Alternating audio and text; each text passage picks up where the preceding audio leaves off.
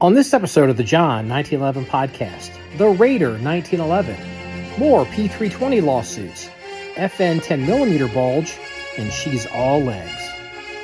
Okay, good afternoon, everybody. This is Kraken and Marky, and this is episode 335 of the John 1911 podcast. Today is Monday, April the 8th at 12:52 p.m. Eastern Standard Time. We are probably less than an hour away from the eclipse. So if this is the last recording of the human race before we all go offline, I'm sorry. So Kraken, how you been? I'm not too bad. Just kind of really getting tired of this whole eclipse story. It's the only thing that's been on the news all day. So Has it really? let's get it done and over with and get back to normal life. Yeah, well, the thing is, like, the eclipse is actually coming over us. So, um, that's like where it's like schools are closed around here. Like, it started last week. You had employees that are like, yeah, I'm not going to be able, I'm gonna have to work a half day because I got to get my child out of school early, or then it turned into they're canceling schools. And I heard reports today. So there's a highway that goes east to west called I-74, and it comes into Cincinnati. I don't know how far west it goes. Probably, I mean, shit, it may go out to Denver or something. But I heard, I don't know, maybe 40 minutes to an hour ago that traffic was getting slow on I-74 out in Indiana because I guess people are stopping and they're staking out places to watch the eclipse. I guess, and the reason why they want to do that is for those that don't know, there, you know, there's, I guess when you experience an eclipse, there's two conditions that you can count yourself in. You can see a partial eclipse, and then there's something they call the path of totality. And apparently, the path of totality slices right through Cincinnati and Indiana and Kentucky. And so it's coming right through this area. And so, you know, people just want to have an excuse to not work. So it's like, good Lord. It just never stops. It just never stops. So I didn't realize it was a national story. Like, I don't know how they'd even, what are they talking about? Like, Oh, good Lord. They've had animal experts on. They're going to do animal studies, talking about how animals will react, warning all the stupid people not to look directly at the sun. Uh, the one that makes me laugh is a lot of how the animals are going to react. The owls are going to hoot, the raccoons are going to wake up, all the nocturnal animals are going to come around. Goats will turn into pigs, pigs will turn into horses. God, who knows? It's going to be dark. It's going to be dark for like 3 minutes. I'm pretty sure the animal kingdom is not going to get fooled into thinking it's dark and nighttime. I've heard a story, if I remember it correctly. I hope it's the right person. If someone's going to at me, the I guess I think it was Christopher Columbus, possibly. You know, back in the day, in the 1490s or probably the early 1500s. I don't know how long Christopher Columbus was sailing around, but he was, I think it was him, was negotiating with some local natives, like, give me provisions. And they're like, no, somebody wanted provisions from Europe, and the locals were like, no, winter's coming. And apparently, the whoever was on the boat said, if you do not give me what I need, my God is going to block out the sun. And because they knew an eclipse was coming, and they were like, F you. And apparently the sun went out, and like all of a sudden the boat was loaded. And, that always seems a little, my whole life, it's like, yeah, that's kind of shitty. And I could see, back then not really understanding, like this and that. But the behavior that I have seen, I started hearing and getting calls about this, about how it's going to affect my schedule last week. It's like, what do you mean the schools are closed? And it's all about safety. It's like, well, because, we got to be safe. We have to do it for the children. It's like, do what for the children? And, but now I'm starting to realize, I'm hearing reports, the highway's backed up. So are fools stopping in the highway to get ready for the eclipse? And Yeah. that doesn't bode well. The hypotheticals when there's always like some Hollywood disaster movie, the asteroid's going to hit the Earth, or there's the nuclear strike, or I don't know, 3 Mile Island melts down, which it didn't. Um, and like all these people do stupid shit that would just makes everything worse. Party is like, ah, come on. I mean, I'm telling you what I'm seeing around here today, I'm not so sure. Like I would not bet money that some of the highways around here and the path of totality that they literally won't stop their cars in the middle of the road and we'll have pileups. I would not take that bet against that. Oh yeah, there's a retired NASCAR racer lives down around St. Louis, and he posted a picture I-55 going going northeast, uh, completely I might have completely lost you. blocked and shut down. Oh, okay. I might have lost you there for a second. We just had an internet blip. Hopefully it didn't double in. I just turned off the internet, so I'm using cellular now because the Okay, internet here is just unbelievable. So it's so a probably the highway. eclipse did it. Well, no, yeah.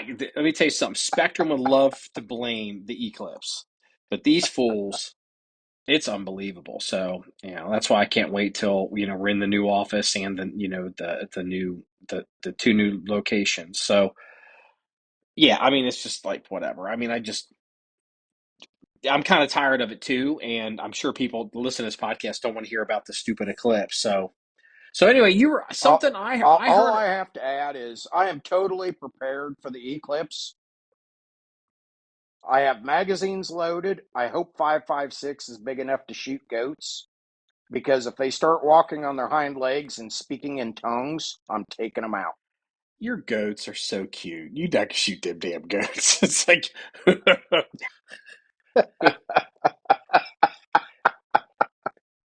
dude, that's never gonna happen. You'd never shoot those I'm just goats. telling you, I'm prepared. If they turn Yeah. into the devil or I'm prepared. Okay. Well, I'm telling you what, I'm getting a reconnecting notice even now, and I'm on cellular, so it must not be. It must be the software that we're using, not the So thing. switching gears real quick here, I want to get something off my chest a little bit. So Nebraska volleyball, okay, you're gonna have to do a lot of editing. Yeah, go ahead. I just switched it back. Say it again. Hello? Nebraska. Yeah, can you hear me? Yeah, I can now. You cut Okay. out Yeah, there for a second. I switched back to the network because I was seeing this alert. I'm seeing stuff I've never seen before with the software. So Gotcha. yeah. So yeah, this just got complicated for me. We good then? Yeah, we're good. Okay. Uh, got something I want to get off my chest a little bit. Nebraska volleyball has been a huge thing the last couple years. They broke the NCAA women's record for the largest crowd ever for a sporting event in women's collegiate history. Very young team, mostly freshmen and sophomores with one or two seniors, and they are known all over the state of Nebraska. One of the starting players, who is probably one of the five most recognizable people in the state of Nebraska, got pinched for DUI Saturday night. Maybe it was Friday Really? night. Not only got pinched for DUI, twice the legal limit, had a fake ID, interference with official acts. I'm guessing she played the "Do you know who I am" card, Oh, fuck. reckless driving, and one other charge.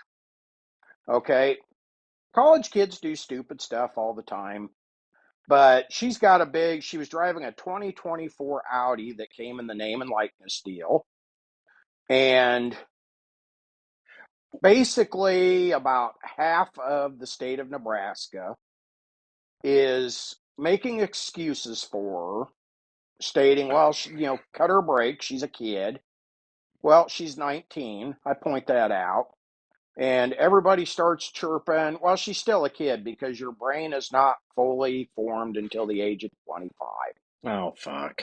And I am getting so sick and tired of hearing that enabling excuse. And I think that is a big part of what is wrong with today's younger generation. Now, I don't mean to sound like an old man, an old boomer. I'm not quite a boomer.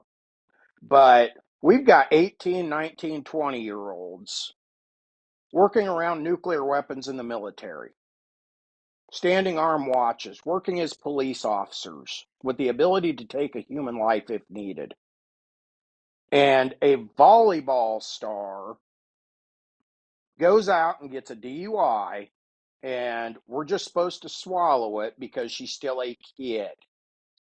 And I'm sick and tired of college athletes, when they fuck up, being referred to as kids. Now I'm off my soapbox. Well, okay. I mean, so this person, so you left out one key legal data point that we're going to have to include in the calculus of figuring out if this person is going to enter the system or should they be, get deferential, preferential, diversionary treatment. And the question is this: is she hot? Because Very, oh, is she? Oh, fuck, that's even worse. So, very. so the good news is she might make the thumbnail for the podcast. That's what, so okay. I, I mean, is on a it scale of 1 to 10, she's about a 13, really? That's okay. and she is an absolute volleyball phenom. She has a twin sister who has an NIL and plays scholarship volleyball at the University of Michigan. And her brother plays basketball at the University of Nebraska. When I say quite easily one of the 5 most recognizable people in Nebraska, she's probably on that list. What's the So, how population in of the Nebraska? hell do you think a fake ID even works in the I process? didn't even I didn't even think about that. That'd be like, I don't know, like P. Diddy That'd be showing like showing up with a fake ID. Lizzo with a fake ID that says she weighs 89 pounds and is white. Yeah, I don't know. P. Diddy showing up with a fake ID at the the daycare center. Like, I mean, I Right. Yeah, literally that bad. oh oh. So, well, okay. Is this her first time? Like, is okay. So, I'm gonna get into sports, and it's not my area, but like, they're used here in Cincinnati. We had the University of Cincinnati where I went to school, and we had a coach named Bob Huggins. That's why I kind of know about Bob Huggins. Huggy. Yeah, Huggy, and he was a drunk. Um, we all knew this well before the world knew it, and so then he got to a point he would recruit these kids. Again, kids, they're all 18 and older. I just did it myself. He would recruit these athletes from I guess 2-year schools because they didn't have the grades to make it into regular university. So they would go to the junior college for a year, and then he would recruit them and get them into his program. And a lot of these kids, not only did they academically not have the grades to get into university, which is saying something because universities now offer remedial learning to get in, they had records. And so he would pull these kids in that had talent, but they couldn't be recruited by other schools for various reasons. I guess they called it red shirting. They would come in and then they would show up and there would be the problems would start. And to got to the point that the nickname towards the end of his tenure, they were known as the Cincinnati Jail Cats instead of the Bearcats because it was just constant. I think like even like I think the one that really did him in is they caught some kid with some felon, a kid who's a felon, and was caught in the program, and they caught him with a gun doing something, I think on campus, and he's not, I mean, he's a felon. Again, gun rights aside, I'm not having that conversation. I'm just, think about it in terms of the school, a felon, um, under 21 with a gun where he's not supposed to have it on campus, somehow interface with law enforcement, gets caught with it. It's just a mess. And they covered up for Bob Huggins for so many years that, I'm not surprised that you probably have a similar situation out there in Nebraska. What's the population of Nebraska? How many people live there? I couldn't tell you off the top of my head, but it's not a very populous state because the majority of it is agriculture. Uh, Lincoln, I think, is somewhere around the maybe 250, 300,000 mark. I'm just guessing off the top of my head. It's a small city. You can drive from the extreme east side to the extreme west side in 10, 12 minutes if you don't Okay, I'm going to if you don't hit confirm. the stoplights. Let me confirm this just because I think I know the number, but I'm going to look it up. Okay, so they are correct. So the population of Ohio is 11.76 million people. I knew it was about 11 million people. The population in the tri-state of Cincinnati is 2 million people. And so the city limits of Cincinnati is about 300,000, 330,000, 320,000. I think it's going down. People are getting out of the city. So there's, Ohio, Kentucky, Indiana, we're a tri-state area. It's a loop. And so in 300 some thousand in the city limits, but if you count the counties all around of the tri-state of the city of Cincinnati, the metro area, it's 2 million people. The population of the entire state of Nebraska in 2022 is 1.96 million people.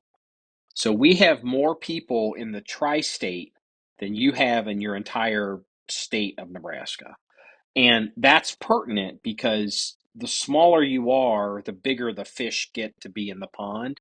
And so Yeah. I'm not surprised that this girl, who is apparently a phenom, I'm not trying to be a dick, but like around here, it's like volleyball. Who gives a shit? Like, the only time people watch volleyball is, when the Olympics are on and the girls are in the booty shorts. But I guess if I suspect in Nebraska, if you had a attractive girl who was the best,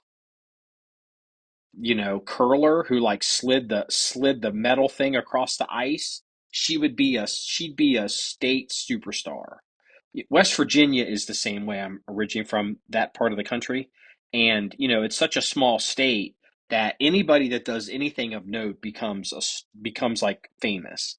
And so this girl, who right now still is leading the pack to be the thumbnail model, is this the first time she's ever done anything, or has she done this before? No, as far as I know, this is the first time she's been in trouble. But to put it in perspective, Nebraska volleyball is right up there with Ohio State football. To the point where last August they put a volleyball court in Memorial Stadium, which is probably one of the top 3 or 4 largest collegiate football stadiums in the country. And they packed 96,000 paid spectators to watch an exhibition game with the Nebraska volleyball team 96,000 people to a volleyball game? in All right. August in Nebraska What's okay? in a I gotta football ask, stadium. what is this girl's name? Because obviously, I need to see what she looks like. What is this? What's this girl's name? Harper Murray. Harper? Yep. Harper. Murray, common last name Har- spelling. Harper Murray, Nebraska. Brunette. She got long legs. Let's see here. Let me see. Harper. No, here we go. Harper Murray, Nebraska height. This girl is 6'2". She's taller than me. I'm 6'1". And 5'11" of it is legs. You're not kidding. It's kind of weird looking. She almost looks like if I took a picture, if I had AI draw a picture like, hey, draw me a picture of Harper Murray, and it drew this, you'd be like, yeah, man, the Chat GPT doesn't quite have the human leg leg thing down. It's kind of weird looking. Okay, so let me ask you this: as a former law enforcement, do you still hold a commission? Are you a cop anymore? Are you out? No, I'm retired. Okay, retired. So, do you think she'll get the first time DUI treatment, or do you think it'll get even just completely diverted More than out? likely in the state of Nebraska, she will probably plead to the DUI. Well, if she wasn't a sports star, this would be typical for a 19-year-old. You plead to the DUI, the other stuff gets tossed, and you go into basically an alcohol program, a driving school. You lose your license. I believe it's for 6 months because of the consent law, Mm-hmm. and you can't reoffend. So I mean, overall, it's she'll be on SR 22 insurance. So compared to somebody that's say a second time OWI or somebody that's older, the state of Nebraska does cut them a break. But historically, Nebraska has also showed favoritism to its student athletes. So really, all bets are off. Really, that's interesting. So, because I was thinking, well, maybe like Nebraska Nation, I don't know what you'd call the volleyball nation, would be like, give her a break. But we're like, the system's going to be like, she's like everybody else. Turn the key, just going to run her through. But you're saying that, they may. Well, is she, okay, hold on. So she's 19, right? So Mm-hmm. she's not a senior, No, right? she'll be a sophomore this year. So she's still got a couple years. Mm-hmm. So well, there could be. I mean, you think Nebraska would like pressure her to be like, if you want to maintain your whatever, you have to take the plea deal because you're representing the university and we don't want any bullshit from you. Or you could lose your scholarship, because I'm sure she's on scholarship under the moral turpitude escape clause that all scholarships have. Mm-hmm. Um, you know, I don't know. It's gonna be interesting. Well, let me ask you this. So, okay, do these volleyball girls are they like basketball players where like they get to be so hot shit that they don't even graduate, like I'm declaring professional? Or is there not enough business, not enough money in professional volleyball that she's going to stay and graduate for 4 years, and then her only hope is to maybe go to the Olympics every 4 years? Like, how does that work? That is the unusual thing with women's athletics, at least in the Midwest, is a lot of them do graduate actually. It's not as much like football where they're just looking to get to the pros. Most of them do graduate, carry good grades, actually show up to class, take real classes. The unusual thing with the Husker volleyball program is most of the girls that show up graduate high school mid semester their senior year, so they can enroll in school at Nebraska in the spring semester of what would have been their senior year in high school. So then they can start working out. So they get a 6-8 month head start on a lot of uh, collegiate athletes that take a more traditional path. So like last year, they went to, I believe it was Brazil, and played volleyball in Brazil in the summer for like 2 months. They do stuff like that. The girls volleyball team went to Brazil for 2 months. Yeah, Holy yeah, it's a hell. big thing. It, we've got the whole Caitlin Clark Iowa Hawkeye thing going on right now until basketball season starts. Husker volleyball's been the big story for the last couple years. Well, you know what? I'm glad you brought that up because I didn't really follow that too much, but I know that I saw that I just like everybody's been showing their ass on that because I guess it's showing up in regular news, so I would see it because again, I'm not a sports consumer. But I guess she kind of got into it. There was a rivalry between her or her school and whomever the people were in Louisiana. And um whatever that school is down there. And LSU. they I guess they beat, or no they no did I guess there's a player at LSU, a black woman who is I guess the super hot shit woman. Yep, And Angel she must be, Reese. and yeah, and so I guess the Iowa girl and her team beat this whatever team. And all of a sudden now, like there was even like what was it? Joy Reid and who's the other one? Who's the Sonny Hostin. no, not is it no, you're thinking Joy Behar. I'm thinking the black Or woman she's a black woman and she's on MSNBC and she's one of their anchors. She has short hair and she is continually shown herself to be a stone cold bigot racist. And like the stuff that woman says, because she's black, she has this whole attitude that black people can't be racist, and her opinions on all this kind of stuff, it's Yeah. so batshit crazy that comes out of her mouth. She doesn't realize that like 30 years from now or 40 years from now, when they're replaying video of the shit that she said, she's going to be the black version of Bull Connor down in the South in Yep. the 50s. Like, it's going to be like, can you believe this person said this stuff? And she came out and she made some comment about this white girl at Iowa, Caitlin, whatever, what's her name? Caitlin Kate, Clark. Caitlin Clark, and she said, "quote The only reason people are paying attention to Caitlin Clark is because she's white." And I was like, yo, like whatever little bit of hair was left on my head, I was like, "You have got to be kidding me!" It's like you just have to insert this shit into this, and it's just like then I guess there's been all this drama around this girl, and it's like I mean, like, this is normal. Like, every once in a while some of these players just they pop, they become, like, I remember Christian Leitner kind of becoming a household name during, like, he was playing for one of the colleges, during the tournament. And like, the fact that I even know the dude's name is a song, is a tribute, because I don't know if he played professional or not basketball, but I just kept hearing his name, Christian Leitner, Christian Leitner, Christian Leitner. It's like, okay, yeah, whatever. Just like I'm hearing Caitlin Clark, Caitlin Clark, Caitlin Clark, and it's just like, this happens. It's not a conspiracy, and it doesn't have to be a big whatever. Like, congratulations. Sometimes people just get famous.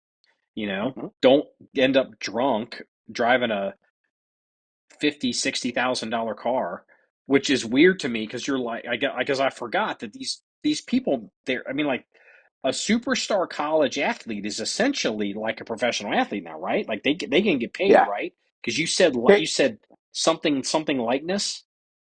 It's name and likeness, or name, image, likeness, something like that. Basically, it's they can market themselves and get endorsements from private companies, and it doesn't affect their eligibility or their scholarships. So, for example, Caitlin Clark's NIL deals combined are worth 3.4 million a year.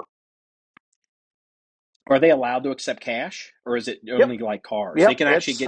it's whatever you want to negotiate. So, like with Harper Murray, uh, being 19, and she doesn't work because she plays volleyball. I'm sure a 2024 Audi SUV is an NIL gimme. So basically, everything that teams like Alabama, Ohio State, you know, Clemson were accused of doing, buying the best players back in the 80s and 90s. Basically, the NCAA legalized it after they were forced to by the courts. So if Because there I'm was so a, there was so much of it going on with the big factory football schools. yeah, Mama would get a house. So, yep, okay. grandma got a Lexus, they'd figure out ways to get around it. Well, That might be then, the name of the podcast. Grandma got a Lexus. and Harper Murray has legs. Uh, but basically now it's just like the pros. You can go negotiate. So let's say I'm a star linebacker and I'm highly recruited. I'm a 5-star recruit. I can go Mhm. to Nebraska. They'll pull in all their donors and they'll say we can get you 1.2 million a year. We'll give you a an Escalade, and you'll be on scholarship. Well, Ohio State offered me, 1.9 million, and I'm more of a Mustang guy. Well, hold on, let's make a phone call. And it's basically they almost have to, and I'm sure some of them probably do. They almost have to have agents now because it's just like negotiating free agency in professional sports. Damn. So there was like we've talked about this before, but I keep forgetting that, like, they can make money now. And, like, I used to be of the opinion, finally, we're a gun podcast. We're talking about this, which is fine. I used to be of the opinion that, these football schools, these players, like, to go to Ohio State or Michigan, and all the ones that are around here. they're going to make money. They're trying to get to the NFL. They're going to get paid. Even league minimums were like $600,000 last I checked. Like Hmm. they can just make it. They're going to make some money, and so like we shouldn't wreck these programs to pay these kids. Again, kids. Um, but if you think about like the basketball girl or the volleyball girl, or most of these people are not going to go and sign $40 million contracts with within the NFL, because there is no NFL really for them. Like they're lucky if they're able to Hmm. maybe go and win a gold medal, and one of them, one or two of them every 10 years becomes the next Wheaties girl, but most of them don't. But like this the Caitlin Clark, and I guess this Harper Murray, and I guess so. Yeah, Harper Murray. She's a cute girl. I mean, like she's just young. Most girls are attractive because they're young. But like, there's the other girl that she was always popping up in the news, and I don't know what her real name is, but they called her name's Livy or Liv. She's some gymnast down at one of these schools, and maybe it's LSU. And she has like all these crazy fans, and like Hmm. dudes, like they had to put security in because guys would show up at these women's gymnastics meets really because they just super fans of hers. They don't give a shit about gymnastics. They all think she's hot. And I didn't Yeah. realize this, but she's probably making millions as well. I think, as a matter of fact, if I recall, I think that gymnast girl was she in the Sports Illustrated swimsuit? Was she one of those Hmm. swimsuit models? Not sure because I don't pay attention to that. You like them tall, apparently. You like them 6'2". You don't like them I, short. I either Like like at them the really, really tall or really, really short. So gymnasts okay, and figure skaters and volleyball players. but but to go to the point. So like Harper Murray, she's 6'2". She's 19. She's the superstar at this school. When she graduates Nebraska, I mean, it's kind of working this out in my mind. She graduates Nebraska, like for most of these girls, it's downhill from there because, when you're no longer playing at the collegiate level and you're not signing $40 million contracts like the NFL, there's always going to be another girl or another superstar that's coming up in the NCAA. So your peak earning years are when you are in school, and then you just kind of go and you go get eventually you might do a few things, but within like 5 years, everyone's kind of forgotten about you, and they're all concentrating on the next hot girl that's a Hmm. freshman or sophomore, and Yeah. I can see the argument, the other side of like, why should we deny these athletes the ability to earn money in their peak years when they're most popular, in the name of trying to keep these things pure, when the reality is the football schools and the factory basketball schools for the men, they're backdooring all this shit anyway because grandma Yeah. gets a Lexus. And it's like, like I never really thought about it. Like I just worked it out in my mind. Like Hmm. this My only girl, problem with NIL deals is if you're getting an NIL deal, then you shouldn't be able to be there on scholarship. If your NIL deal is worth 3.4 million, you can pony up the tuition. huh? Well, that's a good point. So, okay, wait a minute. So, like, I don't really know how this works. So, is there a roster limitation? I know they have limitations on how many scholarships you can give. Like, I don't know, like just make it a number. Like, let's say they can only give 10 scholarships to, I don't know, let's say it's 5. Let's say the let's say the volleyball team in Nebraska can only give 5 full ride scholarships, Hmm. and they give one to this girl and she's making millions, and they have 4 left. I mean, could they, maybe it would be like, okay, hey 6'2" superstar, we're going to take you off scholarship, and we're going to give a scholarship to a girl who we think is just as good, could be on the team, but now we have room and we can have her and you on the same team. Or do they even limit how many people they allow on the, you know what I mean? They're like, oh, you can only have so many people, so you can't have more people on your team than the other colleges, even besides just the scholarships. Am I making sense, or did I Yeah. just totally butcher Yep. that? No, they have a limit on the number of scholarships, and I believe they also have a team limit. as far Okay. as how many can actually be part of the squad. Uh, so where you get into issues is you may have a freshman who's really somebody you can develop, but let's just say you're allowed 8 scholarships. Well, if they're all used up on seniors and juniors and they've got big NIL deals, you possibly, have a freshman phenom that if there's no scholarship room left, then she's not going to be able to go to college. But you know what? The other thing is true too, because most scholarships have a grade average requirement. So Mm-hmm. let's say Miss Audi here, she's making millions. She's shit talk. She's driving her Audi drunk. She's don't you know who I the whole don't you know who I am video is going to come out, the dash cam video, which is like, oh fuck. And it's like, let's say she turns into a piece of shit and she stops going to classes and she has a 1.1 GPA and it's a basket weaving. So she could lose her scholarship but still stay on the team because she can pay the tuition. Yep. Yeah. That's interesting. That's And super and interesting. boosters and if they tried to take her scholarship away, say for a moral turpitude clause, boosters will just come in and say that's fine, we'll pay it, and just add it to next year's NIL deal.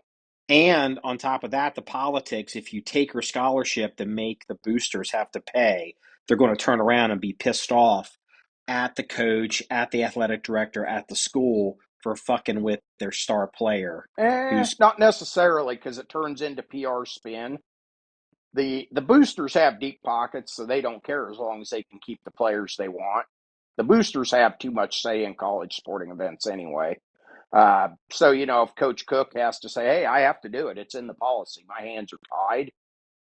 But if you boosters want to open up your pockets and pay her tuition and such, I can still keep her on the team. That might be an option. I don't know how that's going to work out. That'll come out in the wash. But here's the problem: even if they boot her off the team, then she's free to go wherever. She can go to Wisconsin, who is probably the biggest rival in volleyball right now, and they'll sign her right up and give her a big NIL deal. Yeah, I mean, competition's competition. So okay, Yep. let me ask this question about because I'm just super curious about this. So has Nebraska always been a women's volleyball school like for the past 30 years, or does something happen like this one girl shows up and she's super good and then she's got a commercial appeal and so all of a sudden now like the boosters are into volleyball, or is Nebraska always been a volleyball factory? Like, I'm just Well, you curious. you go back to the early days of women's volleyball.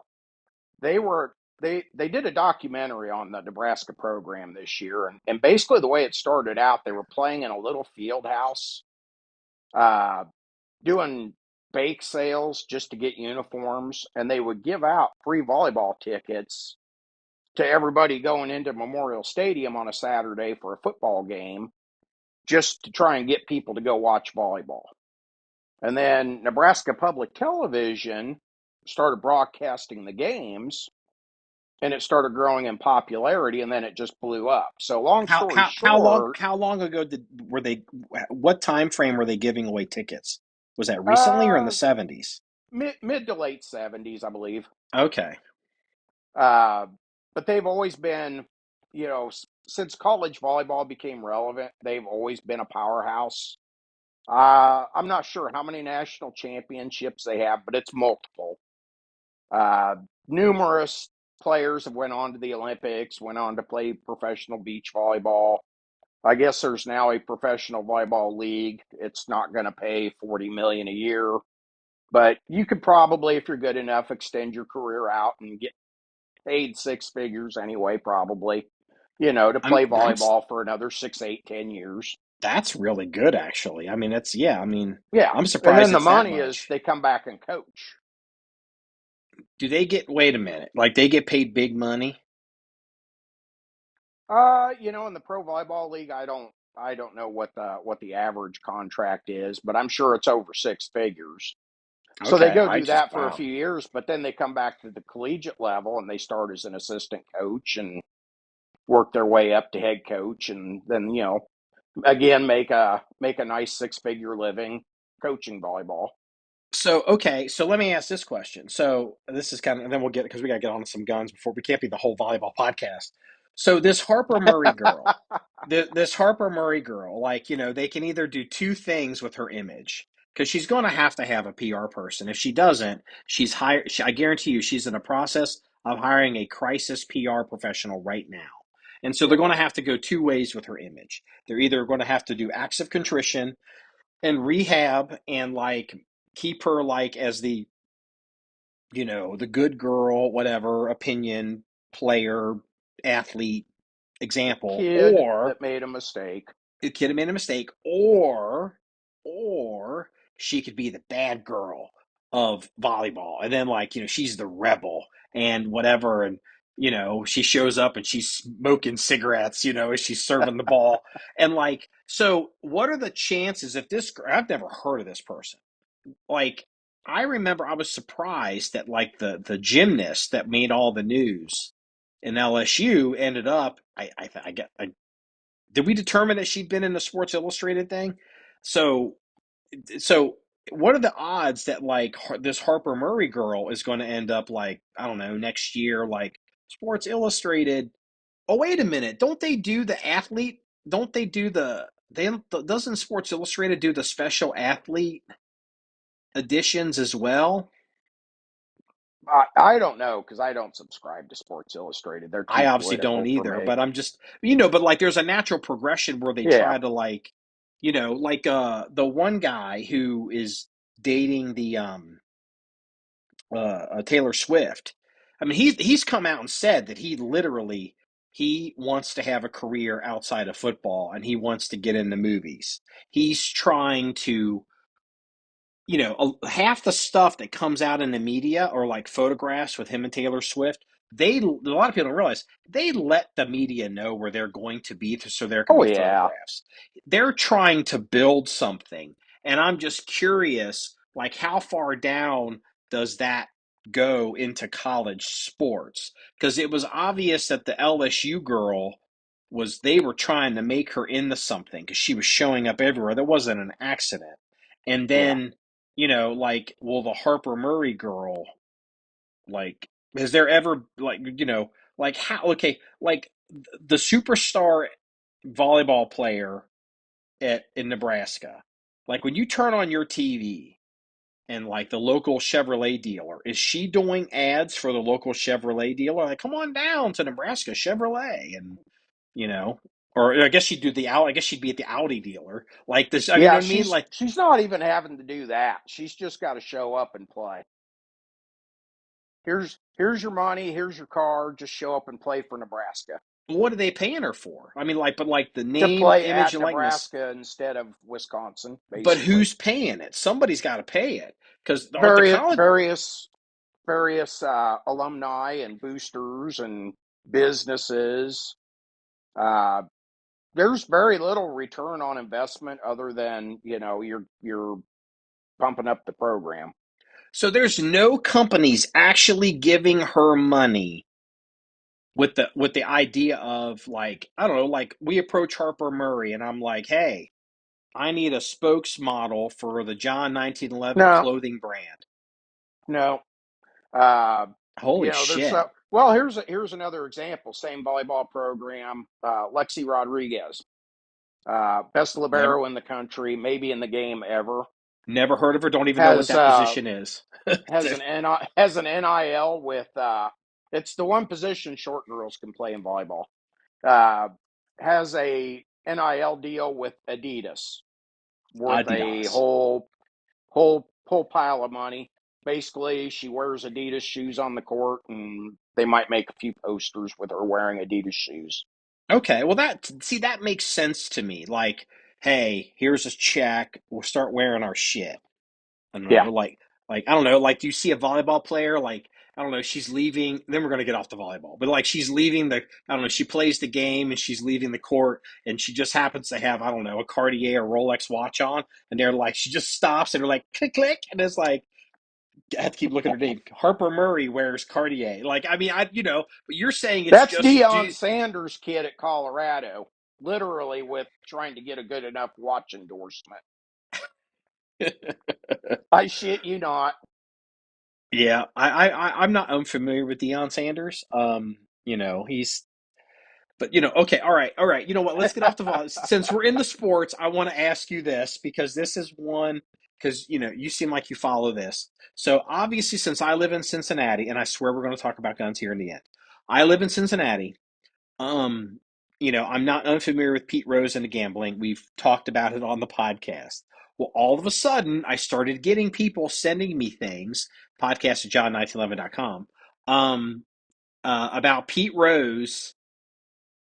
I guess baseball has a gambling problem with one of their superstars, and the way they're handling it, maybe it's the Japanese guy. Maybe the way Yep, they're handling it is Oshikami. is not the same way that they handled it with Pete Rose. Do I have that right? Nope. Yep. Long story, long and short of that one is he has to have an interpreter. And supposedly the interpreter, I believe the total number was $4 million in debt to bookies on betting, supposedly. The interpreter The was. interpreter or the And player? the interpreter.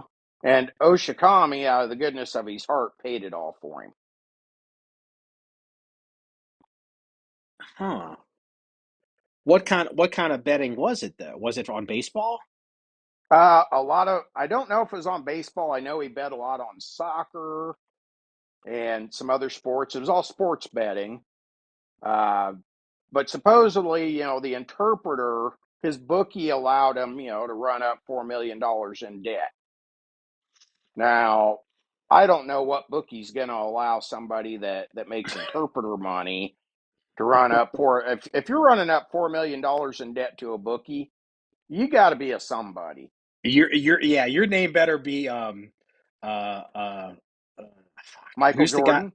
No, he's a big gambler. Who's the guy that owns the UFC? Oh, Dana White. Dana White is a huge gambler. Yep. He's a huge and who's the other guy? Barstool Sports guy. Like you can Portnoy. tell, yeah, Portnoy. You can tell Portnoy actually probably has a gambling problem. Um, uh, so okay, all right. So I guess here's the question. So for the Pete Rose situation, so but you good point. When does why would a bookie let an interpreter have a bunch of run up some credit like that deep? The other question is who technically does the interpreter work for? Does he work for an agency that the baseball player is hired? Does he work for Mm-mm. the baseball player directly, or somehow does he work for either the team or Major League Baseball? And was this did he ever bet on Major League Baseball games, and did the bookie that he dealt with ever take bets from anyone on Major League Baseball games? Well, I can answer some of those. The interpreter actually worked for Oshitami for Okay. years and years, coming up, through the lower ranks and everything. They claim to be, really good friends and such, which, that wouldn't be unusual. So originally, he was paid out of Oshitami's pocket. When he went to the Dodgers, I don't know, the team he was with before, how their deal was structured, but the way it's been reported is the interpreter is actually part of the Dodgers organization, Oh. paid for by the Dodgers, which I'm sure was negotiated into the record contract. So, as soon as it came to light, of course, the Dodgers released him. Oh, so he was But, fired. oh, yeah, yeah. Okay. But they're trying to frame it in a way that supposedly Oshitami had no clue any of this was going on, and then was just trying to bail his friend out of jail, out of issues with the bookie. So what's the rumor? Do they think that's true, or do they think he was working as a cutout for the Oshitami baseball player to actually do the gambling? Well, if we're What's going to get to speculation, what do you think? Have you ever known a bookie that would let Joe Schmuckatelli run up $4 million without at least somebody vouching for him up front? Well, I guess the only I'd have to put on my Judge Landis hat, and I would be like, again, okay, did the did if did the interpreter bet on baseball? Because if he bet on baseball, and then if he doesn't bet, that's still affecting the outcome. And did he ever Hmm. bet on?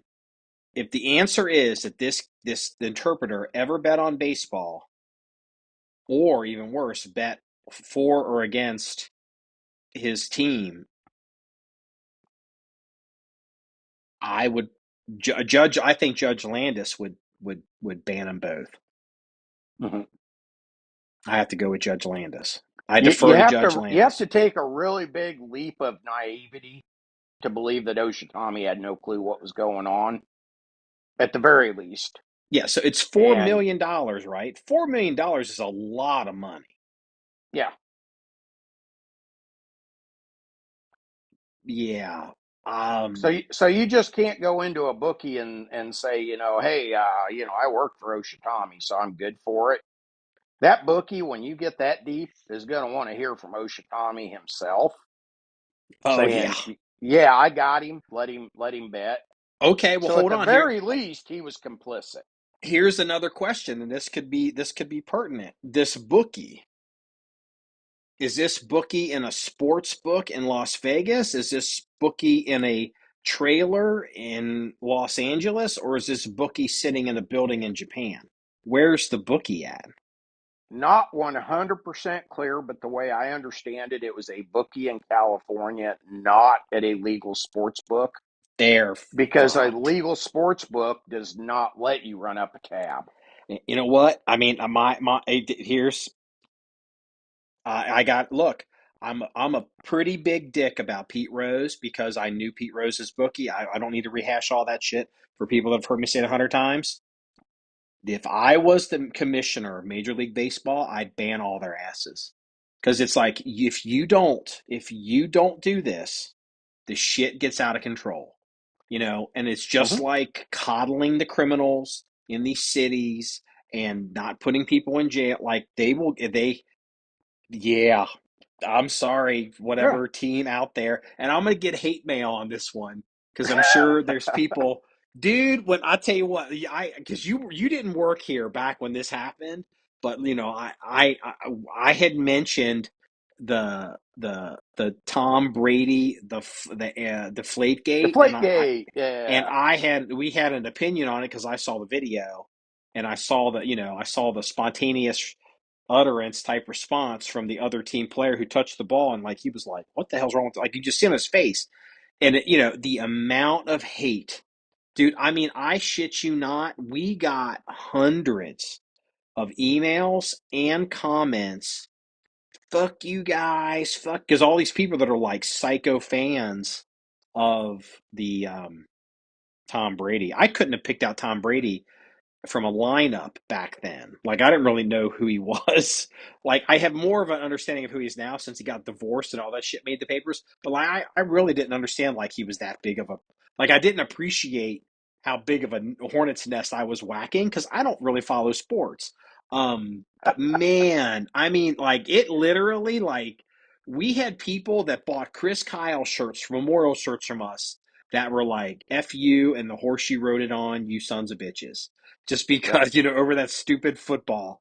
And it's like, well, I mean, I gotta call them the way I see them. Yeah, I guess Pete Rose has a point. So, If they don't hammer Oshitami, you got a free Pete. God, Pete is That's so fate. dirty. Pete, that's God. You're right. And see, and it's like Pete. I mean, I know that. Like, again, I mean, I if you're not used going to. to be hypocritical, you got to hammer Oshitami when if Mhm. the facts come out. And ladies and gentlemen, if you don't understand what the phrase appearance of impropriety is, this is a perfect example because it doesn't, even if you can justify it technically through the rules, like, well, it's not a violation and whatever, but under the legal profession, like attorneys, there's something called the appearance of impropriety and other endeavors too. if it looks bad and reflects poorly on the organization or on the group or on the business or on the practice, we are going to disallow it, whether it falls under the technical definition of the rules or not. There's an appearance of impropriety catch all. And it's like, oh, hell no. You think you that slick? Fuck you, boy. You're going back to Japan. I mean, and that's where it's like Judge Landis saved. People don't appreciate today the 1919 Black Sox scandal with the Cincinnati Reds and the Chicago White Sox and the gambling they threw the World Series. And the Judge Landis came in and he was whacking all these bastards. And if he hadn't have done that, it would have destroyed baseball because no one. Baseball is a game that is the one of the few games that you can do things like the juiced ball era and the steroid era because you can look at the how many home runs did Mickey Mantle hit and how many home runs did Mark McGwire hit, and you can translate these numbers across 100 years and they mean something. But if you let all this get corrupted, you end up destroying all the stats that underpin baseball. And it's like people don't appreciate how serious of a problem this is, and they also don't know I think it's in the dugout. I think it's on the inside dugout going either out to the dugout or going into the maybe the locker rooms from the dugout. There is a sign in every Major League Baseball stadium where the teams, and it says no, like it has a prohibition. It says no game. You're not. Don't, it says basically don't gamble or don't gamble on baseball. And Mm-hmm. that's been up there forever. And it's like this. Not like I had no idea. Like they literally even have a sign about it because it literally destroyed it.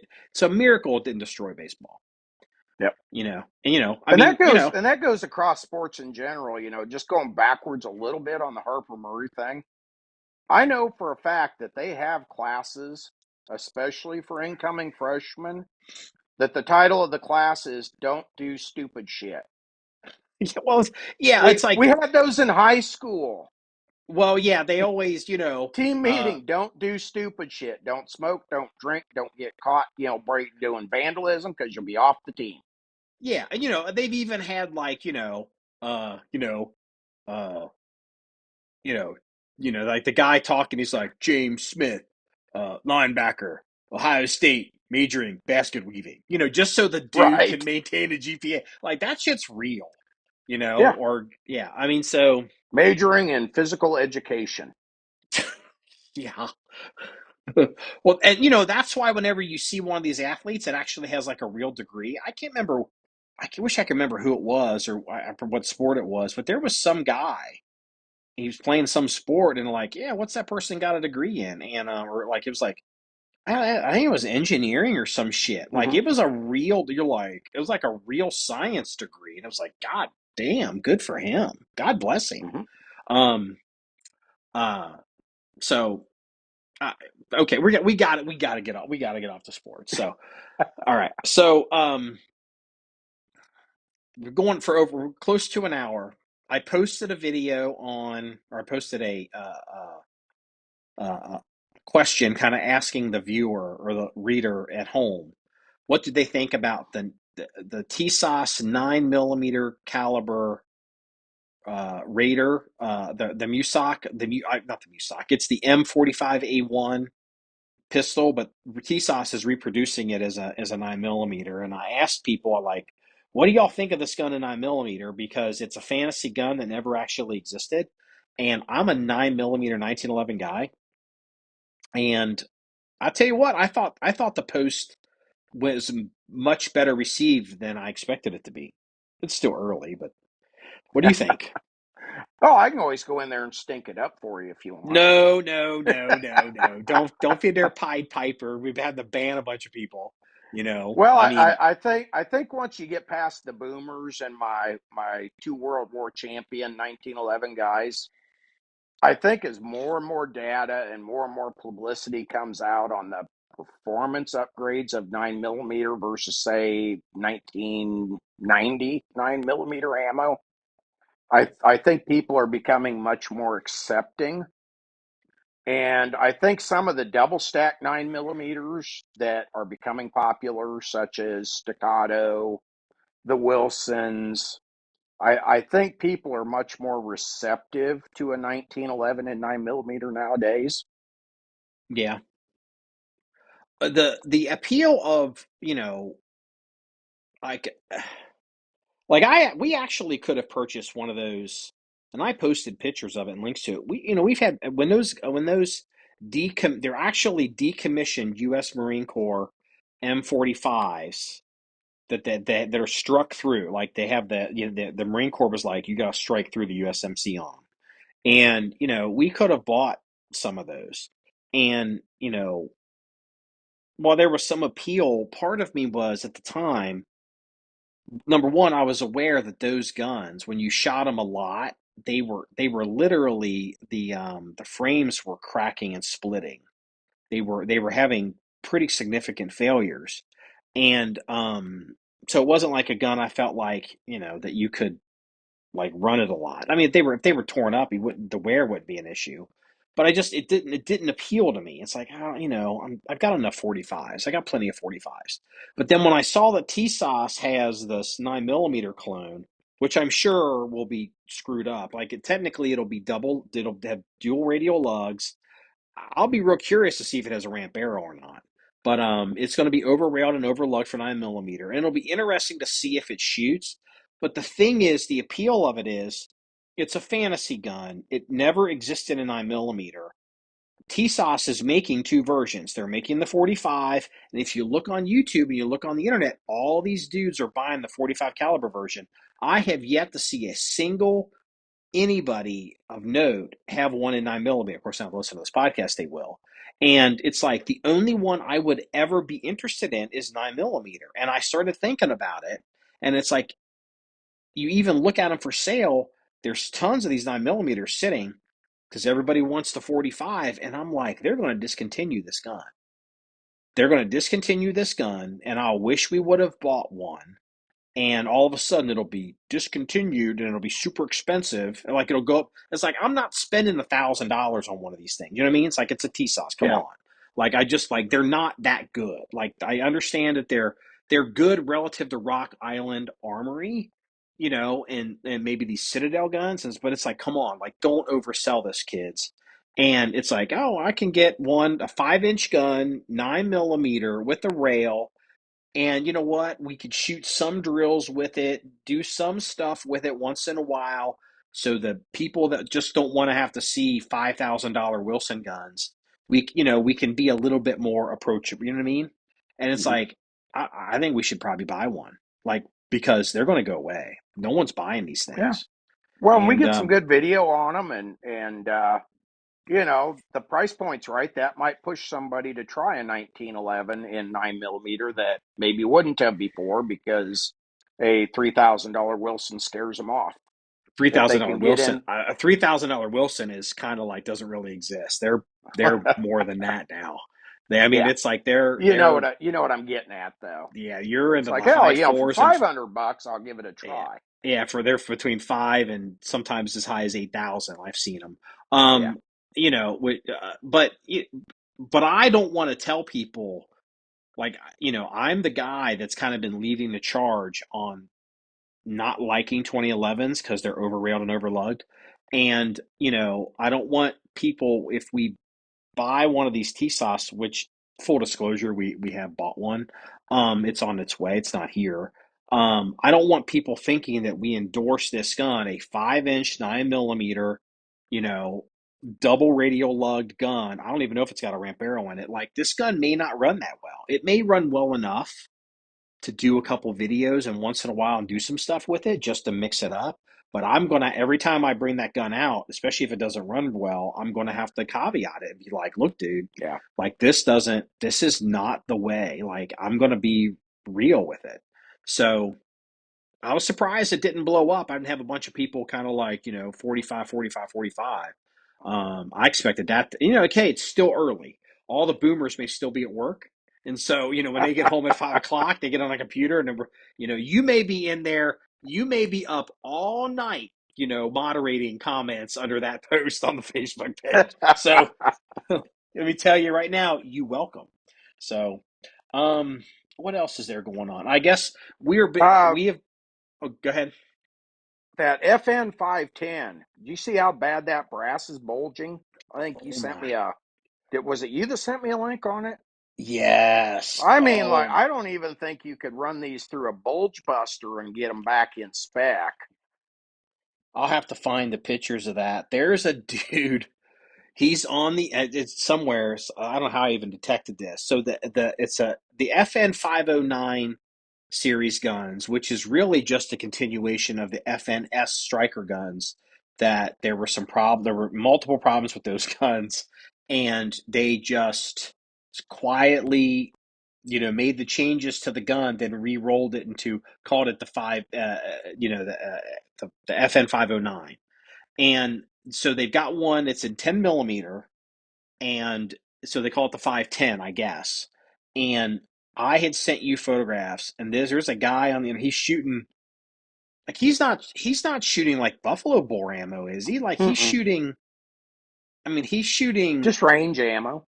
I mean, he's probably downloaded range ammo, and the bulges on every one of these cases, it's how this has not let go and blown this gun apart is just it's unbelievable. It's like it's just like it's astounding. And Yeah. I guess the guy contacted FN and he's like,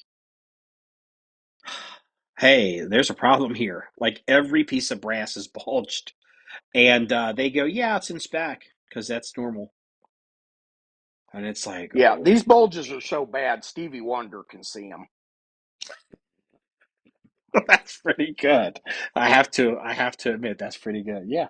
So I'd forgotten about that. I'm glad you brought that up. So um let me get some updates. Well, you know what? Since we're shitting on people, which I don't mean to, um because then we'll move on. So there is apparently 7 more SIG 320 kaboom lawsuits. Most of them are from police agencies. Um like like we went through this with the Glock. All these people that were shooting themselves with Glocks, and saying that the gun didn't do it, that or that they didn't do it. It was them, and it was the gun, and then they had a lawsuit, and they were able to figure out that like there's nothing wrong with there's nothing wrong with the gun. It's you, and I want to be fair to Sig, it is possible that these cops are shooting themselves, but there's more lawsuits, and like this is this way. So Doc has a M17, the full size service pistol, and he got that because number one, he wanted it, and two, he still interfaces a little bit with some of the Army guys, or he was, and so he was like, maybe I should get one of these because they're turning up with them, and this has gotten so bad. I reached out to him and I said, hey, by the way, if you ever think of getting out of that gun, we'll just sell it to the armory and we'll put it in a reference collection because we would like it's the Army service pistol. It'll probably stay the Army service pistol, and we should probably have one. And just because I feel like people are really getting tired of having the issues with these guns, like they're just like it's a problem. Like this is going to have to go through a court process at this point. Like Yeah. I wouldn't want to shoot one. So I made uh, mine somebody else's problem, and I really liked it, but that one booking video where there was a ghost discharge with the gun still in the holster, yeah, that's one I can't explain away. There's been close-ups and frame by frame shots, and that's just one you can't explain away. Some of them, well, when they slowed them down, you could see a finger on a trigger on a draw stroke. You can explain that one away. That wasn't the gun. But there's been a couple now that have come out that it's really really hard. blame it on operator error unless there's something that we're not privy to. So I Yeah. got rid of mine just to err on the side of caution.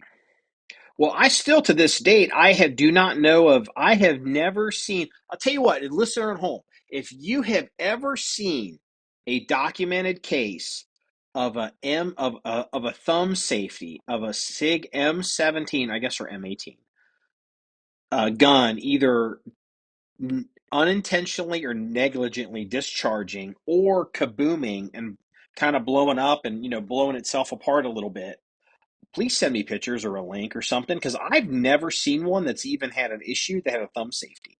But when you bring up the thumb safety, it's like, well, maybe the thumb safety makes a difference. You get all Hmm. this double talk like, no, it's not related to that. And I'm like, I don't know. I'm not afraid of the guns, but I wouldn't.